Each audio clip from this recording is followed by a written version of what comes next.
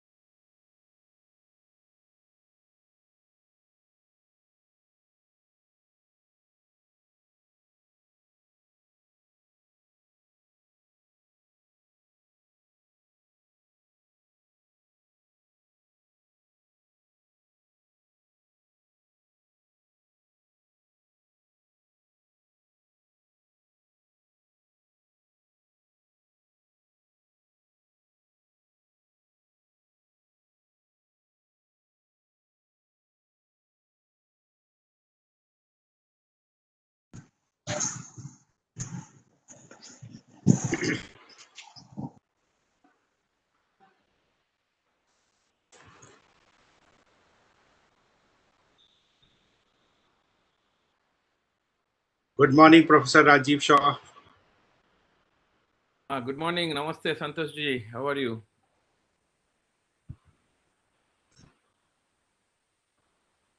Can you hear me?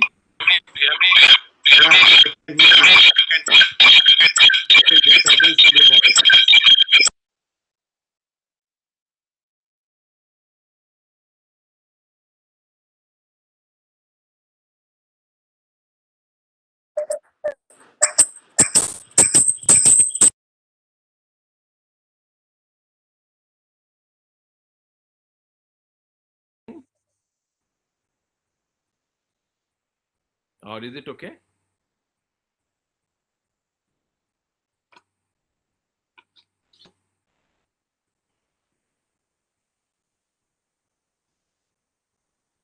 Good morning, sir. This is Dr. Anuradha.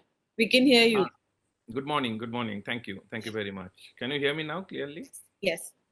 Okay, I will show the PowerPoint. So when my turn comes, if you can enable my share contents button.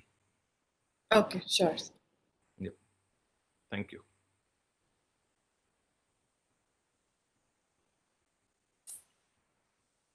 Hello, everyone. Morning. Selim Bhai, how are you? I'm well, thank you. How are you? Very good, thank you. Very nice seeing you. Good to see you too. Good to see you. I follow you on Twitter. You make all, you make nice food. It gives me virtual pleasure. Thank you. Okay.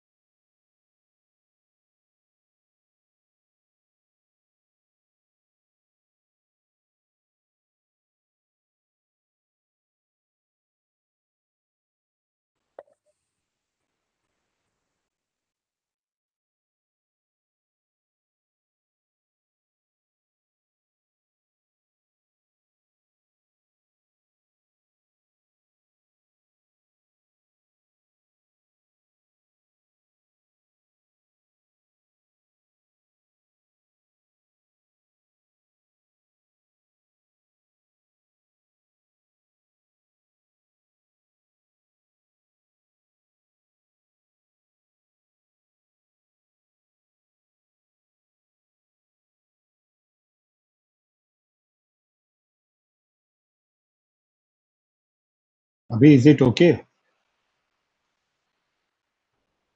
Hello? Yes, sir, your video is not there. We can't see your video. Okay. Is it okay now? Yes, sir, yes. Hello, hello. Good morning. Hello. Good morning. Good morning, everyone. Good morning, Professor Saab.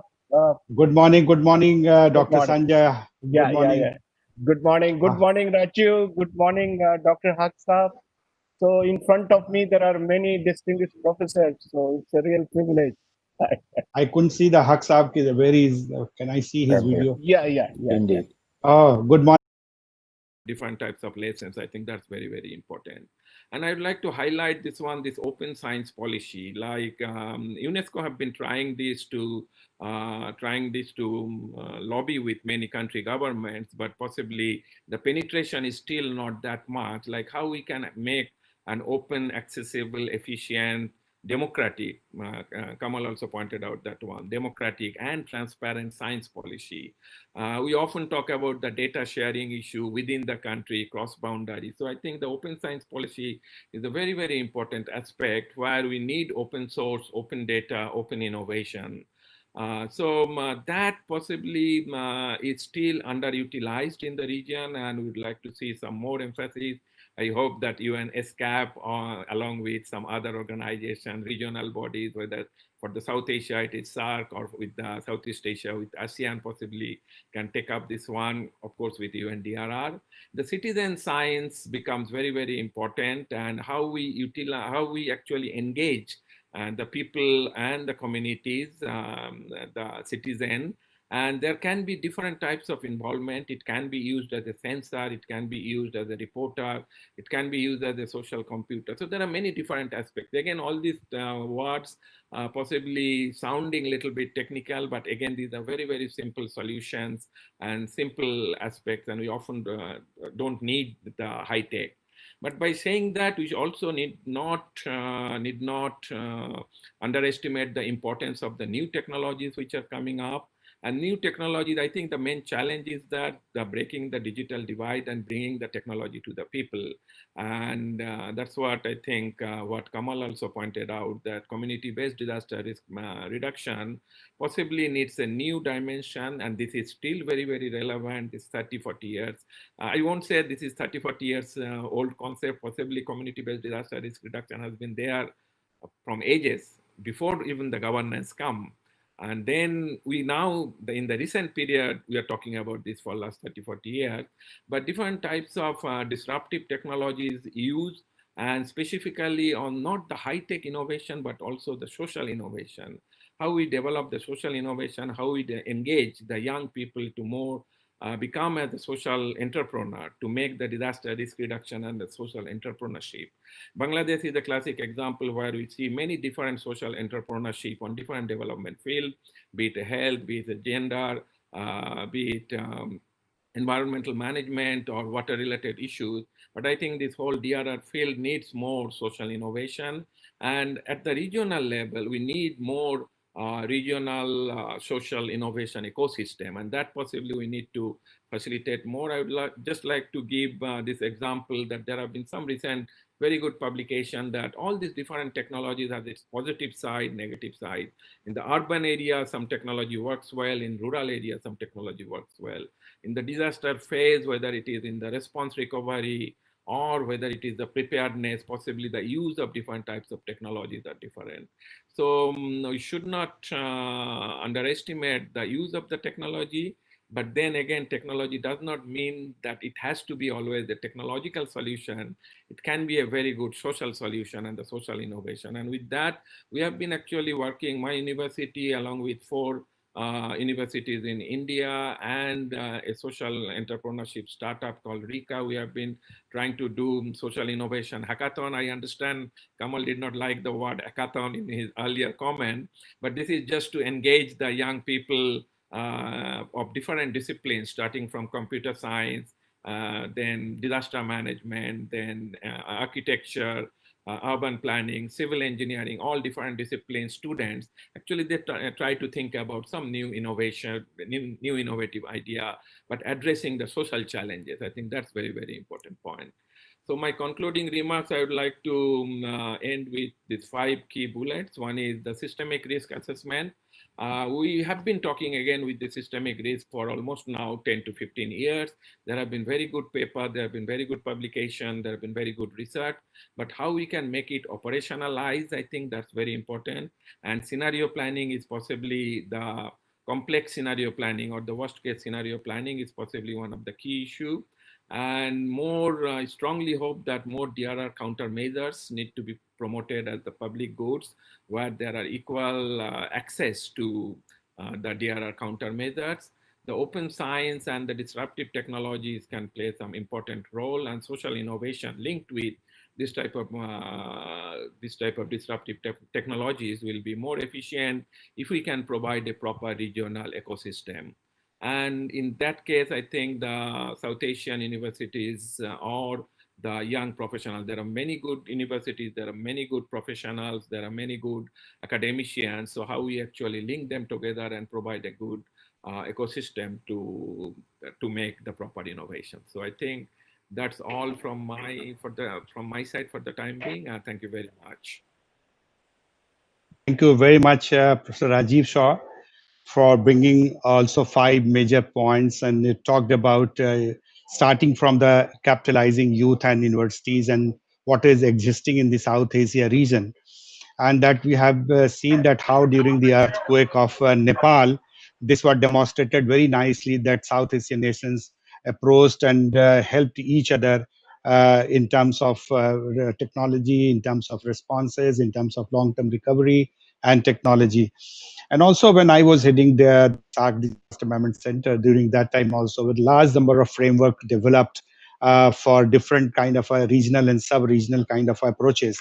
And this is very interesting that you brought about this how South Asian nations can come together for open science and then social instruments, mainstreaming DRR, and systematic risk assessment in the region as a kind of a web that each boundaries are connected with each other.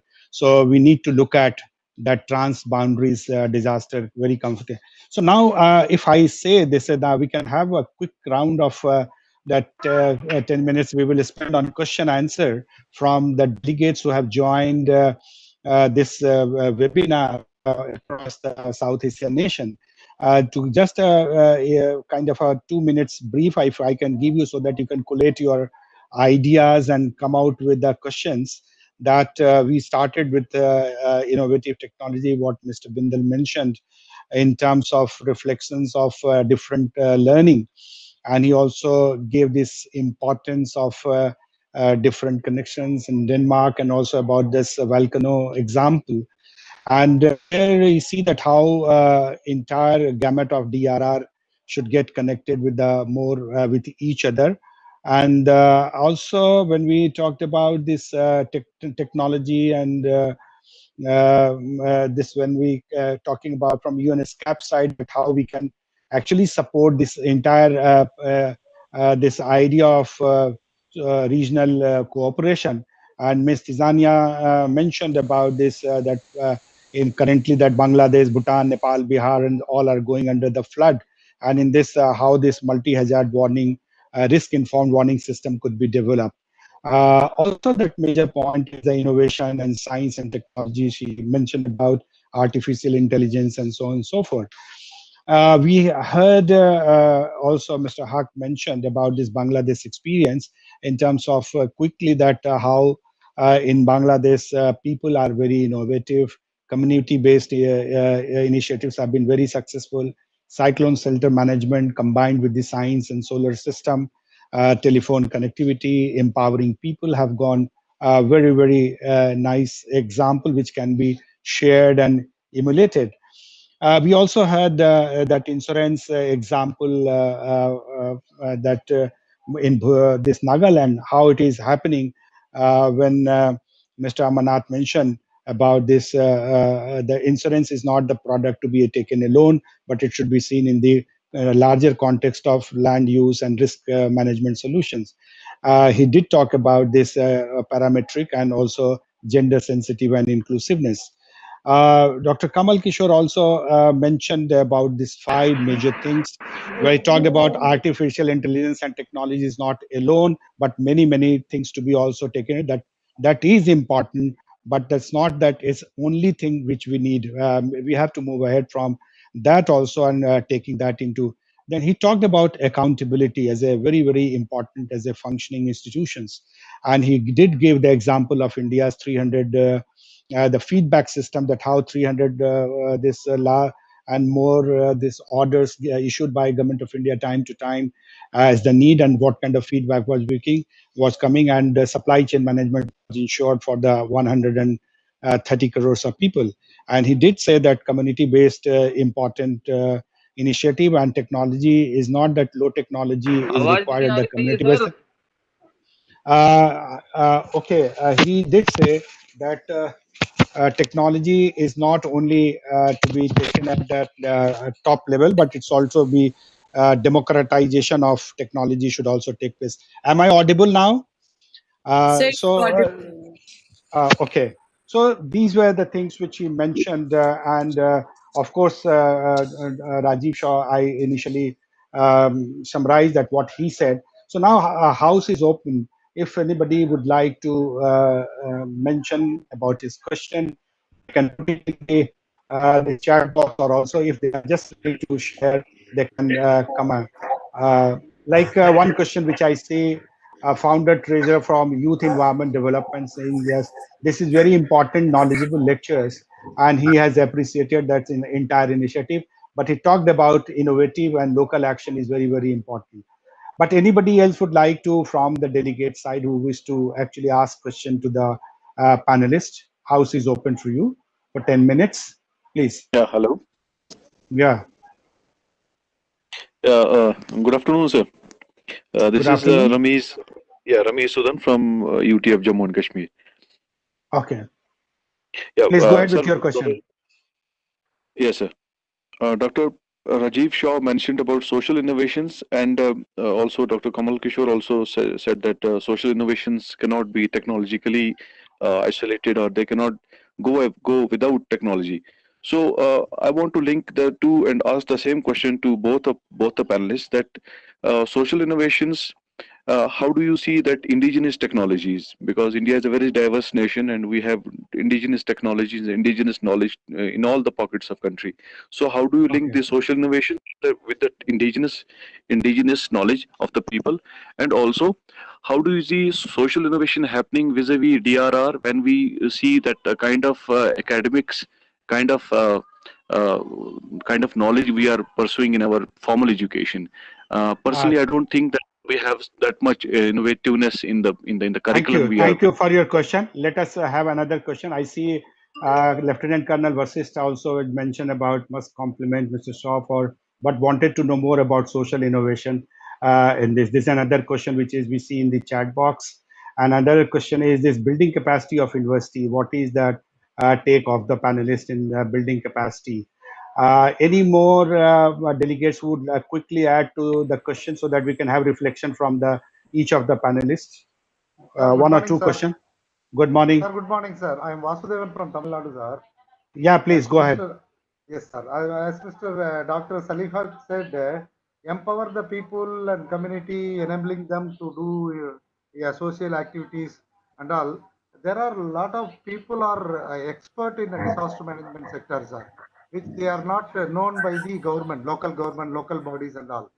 So how to make a platform to identify them, then acknowledge them, but those who are already trained and having a wider knowledge in disaster management, they are not utilized properly for the rescue and evacuation purpose and all these things. So how we can?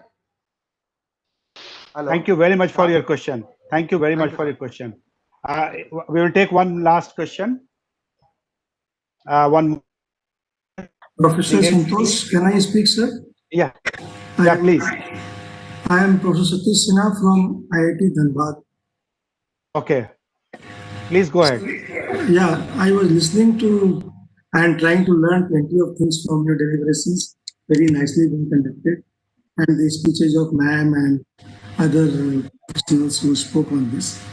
And if I saw a paper of Dr. Shaw, on disaster science, progress in disaster science.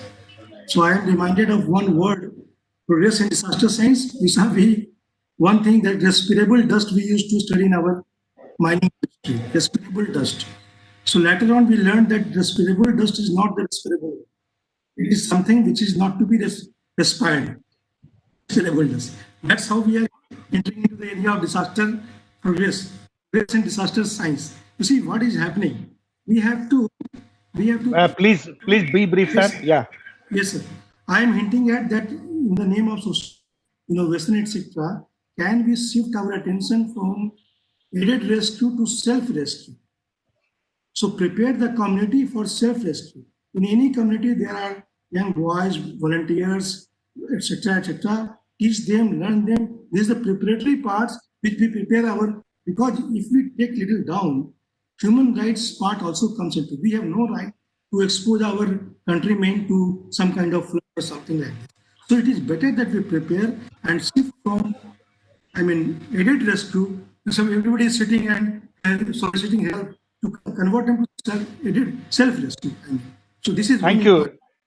Yeah. Okay. If you want to listen something more, I can tell. Yeah, please. Quickly, if you can say in half a minute, please. Sir, Dr. Kishore has raised some concern about AI and the cascading models also he was talking about. So cascading models, if we are thinking of driverless cars, so we can also very well model disasters using AI technology and further deep learning technology and further quantum analog computing technology. These are technologies we are working on this. So these areas can lead, and social innovation is the answer, I tell you. But subject to we leverage all these technologies. Thank you very much. Thank you very much for making a very wonderful initiative in terms of this. So now I would, if we don't have any question now, where time is also running out, we will have a quick round of response from our panelists, starting from the question came from Jammu Kashmir, that how social innovations and indigenous technology can be brought in, and empowerment of people from this Bangladesh experience, and how to identify people, those who are having skills but don't have the platform, and build their capacity. And also that mining experience, that how mining is a self risk management kind of things which go into. And last but not the least, the question which after today is when we are talking about artificial intelligence, without like the example of taking a cascading model of science could be also brought in. I would request the panelists, so we can start Dr. Kamal Kishore and also Professor Rajiv Shah to come on, and then we'll go so and so forth. So Dr. Kamal Kishore, since they have started asking questions about you from your presentation, and Professor Rajiv Shah, then we will move on to Mr. Girish Amarnath and Mr. Kamal Kishore, please. Thank you, Professor Santosh. I hope this is a choice type question. Answer any one, or do we have to answer all of them? I hope it's You just can, one. no, you can take as a holistic view and give your remarks. Okay, I will just answer the first question, which is about the social innovation and use of indigenous knowledge and indigenous technology. I think there are 3 points I would like to say in that regard. The first point I would like to say in that regard is that there is, first of all, I think we have to use some other language to talk about indigenous technology. Actually, these are quite sophisticated, locally applicable technologies. The second point I would say is that we have to develop a tradition of systematically and rigorously documenting what these indigenous technologies are, because what is the danger is that in our sort of romantic notion of these indigenous technologies, sometimes we sort of do not take enough care when trying to cross transfer them from one part of the country or the world to another part of the country. So these are some of these technologies, some of these knowledge systems are highly context specific. So I think that is very, very important to remember. For example, if you talk about earthquake resistant construction in the Himalayas, you know, what will work in the Western Himalayas will not work in the Eastern Himalayas, because different kinds of materials are available in different locations. Different types of building skills are available in different locations. So the same traditional system of Dhajji Diwali that is there in Jammu and Kashmir and Himachal will not be something we can easily transplant to, say, Sikkim. So I think that's the second thing I would like to say. The third is that while those of us who live in urban areas work on issues from a national vantage point, we talk about the so-called indigenous technology with a lot of respect, and we want to preserve and conserve them. A lot of the time, the aspiration at the local level is the opposite of that. So, I may prefer a Dhajji Diwali house, but, people want to move to a concrete house. So we have to talk about how those transitions are taking place, how aspiration is driving those transitions, and how those transitions need to be managed in a way that we do not build risk. Thank you. Into perspective, and that one size fit to all will not work. So maybe we can romanticize, but we need to look also that how that can be scalable at different places. And good example of Dhajji Diwali you have mentioned. Dr. Rajiv Sir, would you like to mention? Then I would, after you, I would request that comment from Salimul Haq Sahab, because it's all technology and community. Dr. Rajiv Sir. Thank you very much. I think social innovation is such a vast area. I must say that I am still learning, and I'm still learning from different fields. And more I try to learn from different other fields, more I see its impacts or its usability in the disaster risk reduction is getting higher. For last 2 years, with my university, with UNU, United Nations University, then Tohoku University, and a couple of other universities in Japan, we have been trying to document what are the innovations. We call it 30 innovation series. So we have now two series of documentation. And when you talk about the 30 innovations, like what are first document we did, what are the key 30 innovations on disaster risk reduction.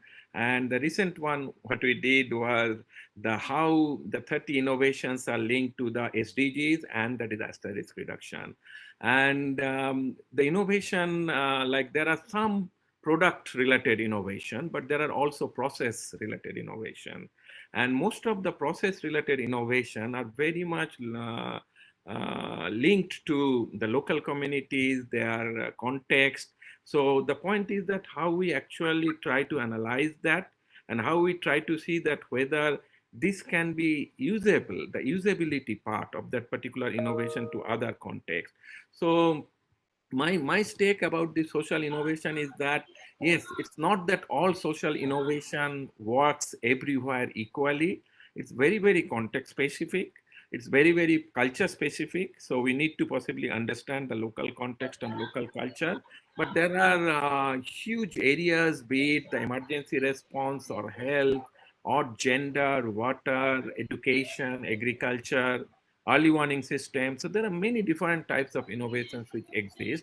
So the point is that how we actually engage the young professionals to develop those or analyze that innovation and try to link it more the social entrepreneurship model. And when we talk about the social entrepreneurship, this is a social business model, what we are thinking about. And there, my stake is that there are already many social business model which exist in different areas, whether it is the microfinance, whether it is the water sectors, whether it is the gender issues and so on. And the DRR field possibly can learn a lot from application of those social business model from those sectors and try to see that how we can actually apply these into the disaster risk reduction. Thank you. Very much for bringing new perspective or mention about 30 innovation series and how the universities of South Asian nations can get together, especially the YEPs and professionals, and to be taken the program exchange so that the social entrepreneur model of other sector could be brought in the DRR sector and scaling it up. And so I would request now Dr. Salimul Haq Saab, what Professor Rajiv Shah mentioned and Dr. Kamal Kishore mentioned in the context of the questions which we talked about scaling up the model and applying those innovative traditional systems which are already available with the community, which they do not have the platform and they have to scale. Dr. Sir. Thank you Dr. very Haq. much. Thank you very much, Professor Santosh. And thank you to the questioners as well. So picking up on what Kamalji and Rajiv just said, I just want to share with you some innovations that we think we are doing in Bangladesh, where we are bringing together both the knowledge component people, the universities, researchers, together with the action component, including government officials, as well as farmers, fishers, ordinary citizens, and sharing that knowledge. And it's about going up a learning curve together. There were some questions about how do we build on what we have. So we have set up a platform which we call Gobeshona. Gobeshona is a Bangla word for research. And we have brought together more than 50 universities and research institutes working on broadly climate change related topics, but disaster risk reduction is obviously a major element within that. And we have a website where we share information. We have more than 2,000 publications in a searchable database. We have a researchers group that meets up once a month and shares the research. And then every January, we have a big annual conference where we bring in the users of information and the producers of information. And we share that between ourselves and we see how do we go up a learning curve. It's about learning together, collective learning as a country, all of society. And I would like to invite all the panelists, including Rajiv, if you can maybe give a presentation on the open science. I really like that. The next conference will be from the 21st to the 24th of January, 2021. I'll invite SCAP and all the other participants to also come. It'll be online, so we will certainly be able to design a session where we can do this collective learning exercise from bottom up and top down. I think that, to me, is the key opportunity, innovative opportunity for us to take forward. And there are many experts with a lot of experience and knowledge here that we might be able to harness and bring together. So I leave with an open invitation for everybody. I will follow up with you to maybe run a session during our conference in January. Thank you very much.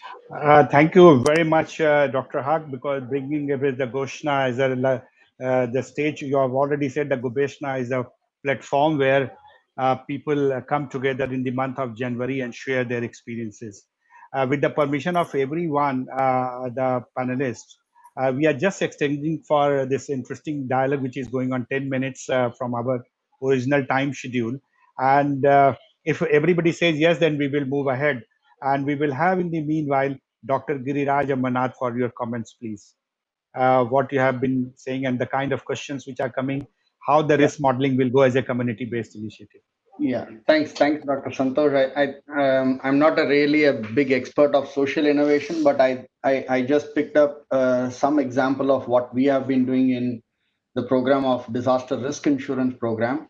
While we can say that technology can really bridge the gap between communities and the policymakers, I would give an example of insurance. A couple of years before or a decade before, insurance is still a topic, but people think that it is a game ball between the government and private sector or the insurance company.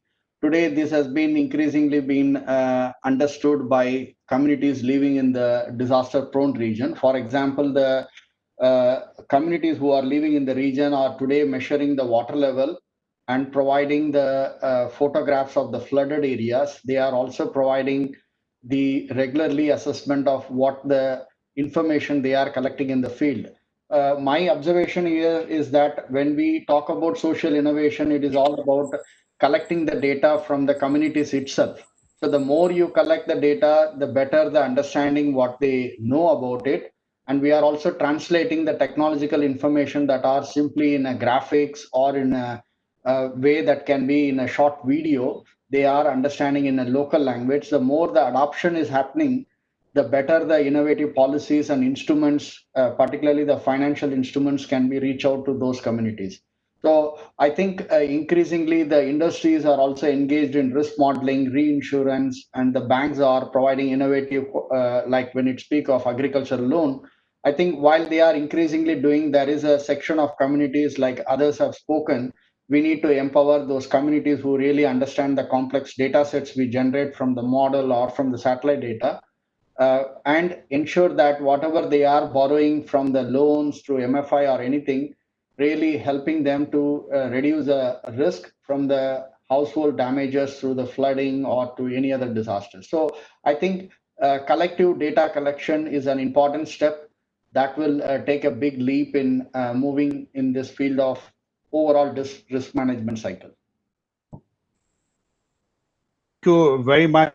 Before I go for the wrap up, I would like to have a kind of the questions which we have taken from the delegates who have been participating from across the South Asia, and our panelists have been able to respond to their questions. But I would like to have a quick last comment from each of the panelists in one word before I request Dr. Nagesh to pitch in for that. Along with the before this panelist, I would also request Major General Bindal to give a quick final comment. So maybe we can start with Mr. Haq itself. Mr. Haq, have any final point, one point as a takeaway from here to the South Asian nations? Thank you very much, Professor Santosh, and thank you everybody for an extremely interesting session.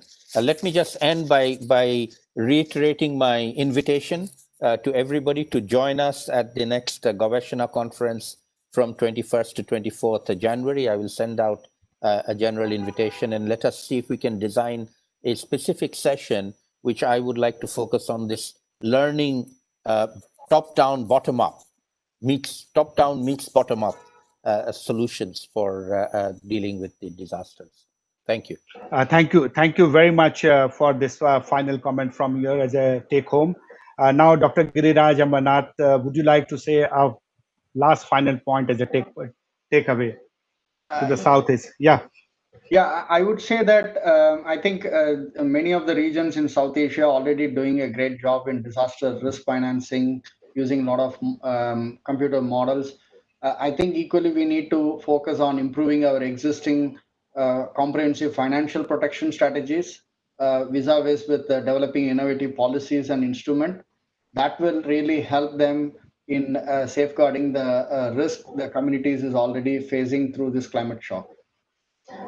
Thank you very much for giving this insight, strengthening the financial tools and empowering people for building financial resilience. A quick comment from Mr. Kamal Kishorji. Would you like to say a final comment as a takeaway? Well, my final takeaway is that I will accept Dr. Salimul Haq's invitation next January. And in terms of what I have to say, I think we have to just take a very full, broad view of the notion of innovation in the context of cascading disasters. Thank you.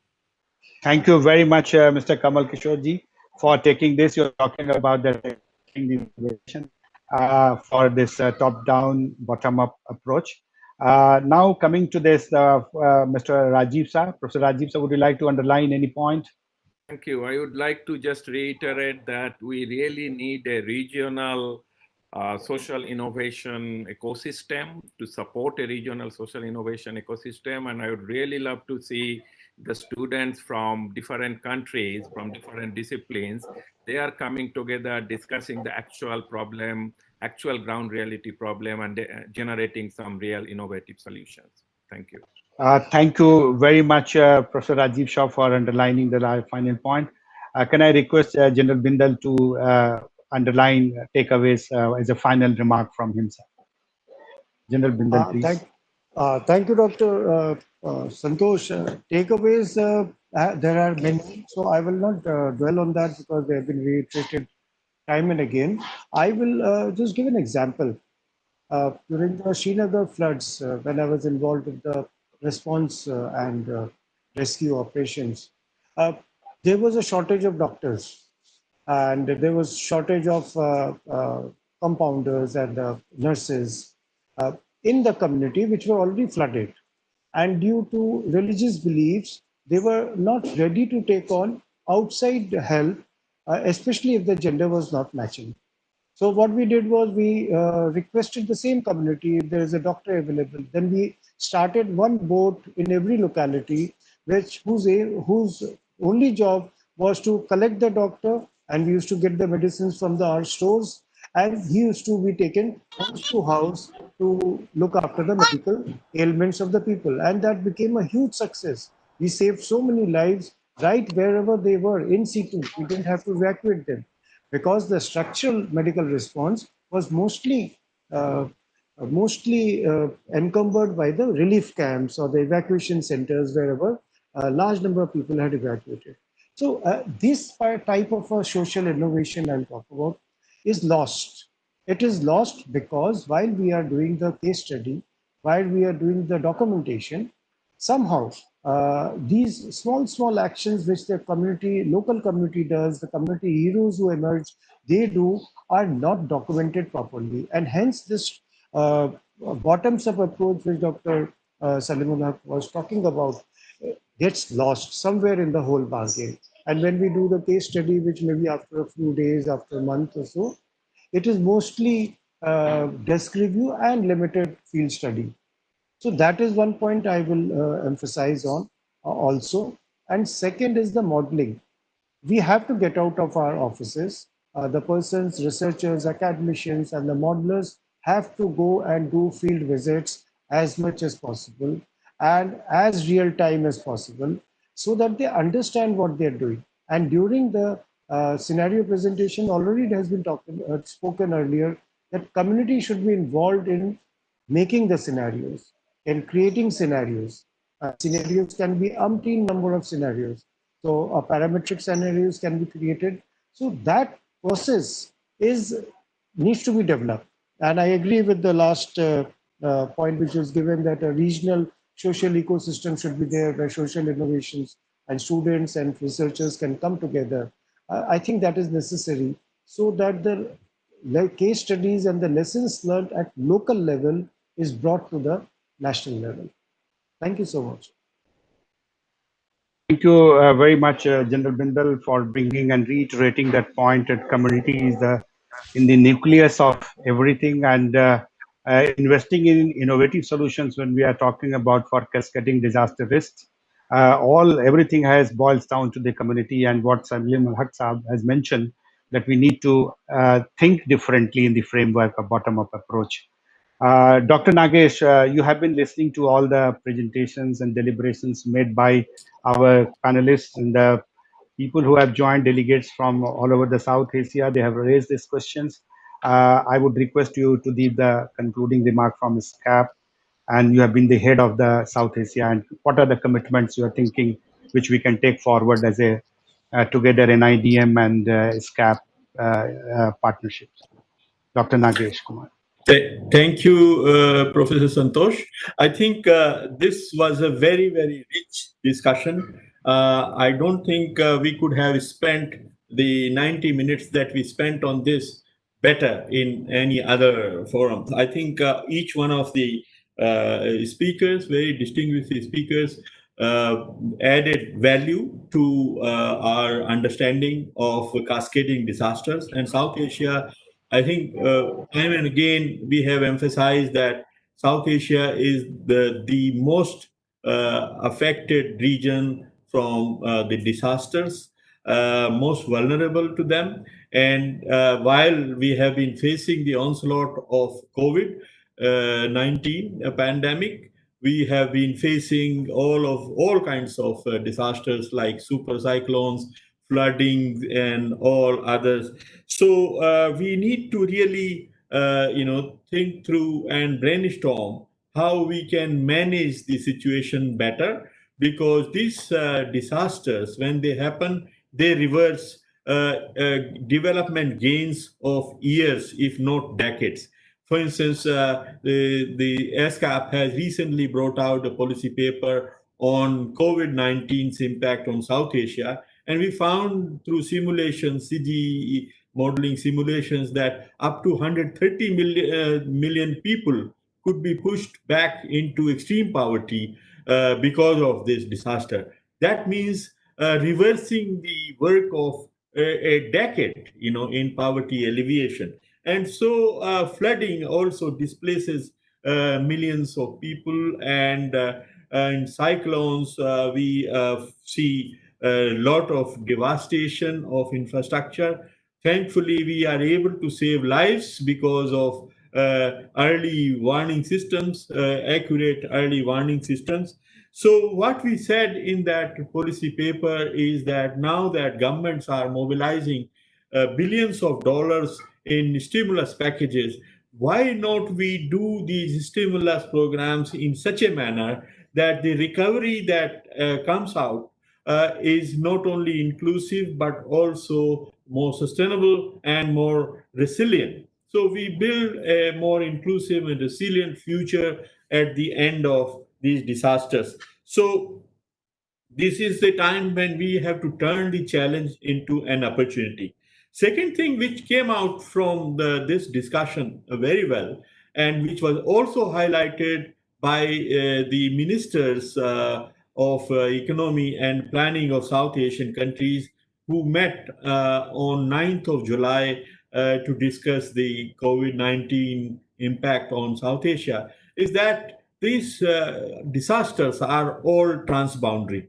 And whether it is COVID or floods or cyclones, they are all transboundary. So we need to find cooperative solutions together. And for COVID, of course, a SAARC emergency fund has been established at the initiative of India, and which was very highly appreciated by all the ministers. But we need to work together to make sure that all of these disasters are really handled very well through cooperative solutions. And in this discussion today, number of good points have come out, including the regional social innovation ecosystem. And I also like that the sharing of good practices and good experiences, including the institutional innovations, social innovations that Mr. Kamal Kishore was referring to. So a lot of energetic and creative solutions are coming up in all different parts of South Asia, and there is no reason why we should not benefit from them, each one of them. And so discussions such as this are very productive and fruitful, and they are needed much more as we are facing the brunt of these disasters increasingly. So I think we will continue to work with NIDM, and I must say that it is a pleasure really to work with NIDM and General Bindal and Professor Santosh Kumar, who are always very supportive of any collaborative ideas. And in this time of calamities and disasters, I think partnerships are most critical. And so we need to build productive partnerships such as the one witnessed today. And we will continue to work with you on such more productive, more fruitful discussions. On that note, I want to thank every one of the speakers and finally General Bindal and Santosh yourself for this very productive, very rich morning spent on disasters and how do we contain them. Thank you very much. Thank you, Dr. Nagesh. I would definitely extend my hearty heartfelt thanks to UNESCAP, Ms. Zania Bonavis, and also Dr. Nagesh Kumar, Dr. Sanjay Srivastava, and Madhurima for actually making this happen. And we worked very hard from our side, Major General Bindal, who supported this initiative and partnership and gave the go-ahead for this important webinar. And also extend my heartfelt thanks to Dr. Salimul Haq for giving this insight, Dr. Giriraj Amarnath, Mr. Kamal Kishore from member NDMA, Dr. Rajiv Saw from Kyo University, and of course, Dr. Nagesh Kumar for building and shaping this webinar together. And I would extend my heartfelt thanks to the delegates, not only asking questions, but participated and giving a lot of feedback in the chat box, and which is very encouraging. I extend my heartfelt thanks to my team, Dr. Anuradha Maurya and the IT team who work, but she is managing the whole show from the background and along with the SCAP team. I extend my heartfelt thanks to all of you and for a wonderful, successful events. And we have takeaway, which you have already mentioned, the delegates. I don't want to repeat. We have exceeded the time by 16 minutes. So, and once again, thank you so much. And we take this permission from all of you to call it off and close this workshop. General Bindal, can I get the permission of closing, and Dr. Nagesh? Thank you, everyone. Thank you, everyone. Sanjay Srivastava, thank you very much. You are behind the scene, but I extend my thanks. Thank you. And now we are. Thank you. Thank you. Thank you, Professor Santoshi. Wonderful session. Thank you. Thank you. Bye-bye. Bye-bye. Close. Bye. Bye-bye. So should I end the meeting? Yes, please go ahead. Okay, sure. Thank you.